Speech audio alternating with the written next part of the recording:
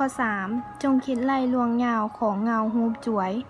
ของหน่วยโลกที่ถูกตาเว้นเยืองใส่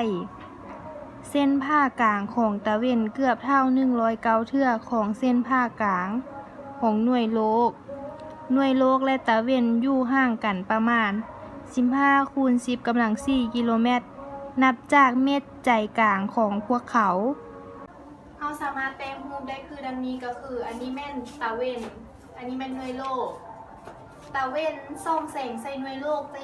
จะเกิดมีเงาฮูบจ่วยบนนี้และเอขีดแม่นเส้นผ่าใจกลางของตาเว้นบีขีดแม่นเส้นผ่าใจกลางของหน่วยโลกและเพิ่นให้ซอกหา BO จะเท่ากับเท่าใดเฮามาสังเกตเบิ่งรูปเราจะเห็นว่ามี2รูป3แจกก็คือ Aขีด O Bขีด O อิงตามหลักเกณฑ์ตอนแรกก็คืออัตราส่วนรูปใหญ่หารให้อัตราส่วนรูปน้อยเราจะได้ Aขีดส่วน AO เท่า Bขีดส่วน BO ซึ่งว่า Aขีดเท่า109 BขีดAO เท่า AB บวก BO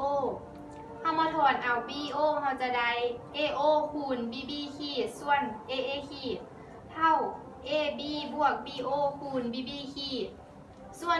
109 BB ขีด109 BO เท่า AB บวก BO 109 BO ลบ BO เท่า15 คูณ 10 กำลัง 4เราจะได้ BO เท่า